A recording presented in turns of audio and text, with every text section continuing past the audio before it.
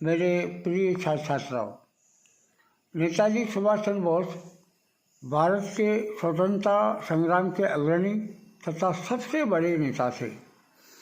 द्वितीय विश्व युद्ध के दौरान अंग्रेज़ों के खिलाफ लड़ने के लिए उन्होंने जापान के सहयोग से आज़ाद हिंद फौज का गठन किया। उनके द्वारा दिया गया जय हिंद का नारा भारत का राष्ट्रीय नारा बन गया। तुम मुझे खून दो मैं तुम्हें आज़ादी दूंगा का नारा भी उनका था, जो उस समय अत्यधिक प्रचलन में आया।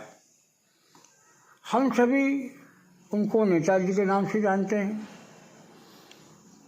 प्रिय छात्रों, कुछ इतिहासकारों का मानना है कि जब नेताजी ने जापान और जर्मनी से सहायता लेने का प्रयास किया था, तो ब्रिटिश सरकार ने अपने गुप्तचरों को कहना चाहिए 1941 में उन्हें खत्म करने का आदेश दिया था। नेताजी ने 5 जुलाई 1943 को सिंगापुर के टाउन हॉल के सामने सुप्रीम कमांडर, जिसको कहते हैं अपन सर्वोच्च सेनापति के रूप में सेना को संबोधित करते हुए दिल्ली चलो का नारा दिया था और जापानी सेना के साथ मिलकर ब्रिटिश व कॉमनवेल्थ सेना से बर्मा सहित इम्फाल और कोहिम में एक साथ जमकर मोर्चा लिया।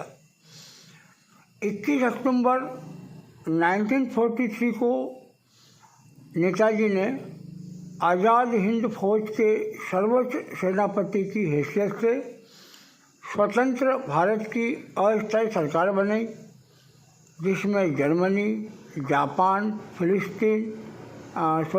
फिलीपींस, कोरिया, चीन, इटली, इस प्रकार के 11 देशों की सरकार ने उनको मान्यता दी। जापान ने अंडमान और निकोबार द्वीप समूह, इसको अस्थायी रूप से इनको सरकार दे दी। सुभाष चंद्र जी उन द्वीपों में गए और उनका नया नामकरण किया।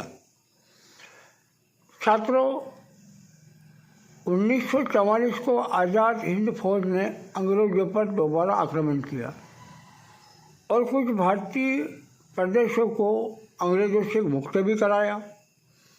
कोहिमा का युद्ध 4 अप्रैल 1944 से 22 जून 1944 तक लड़ा गया और ये एक भयंकर युद्ध था।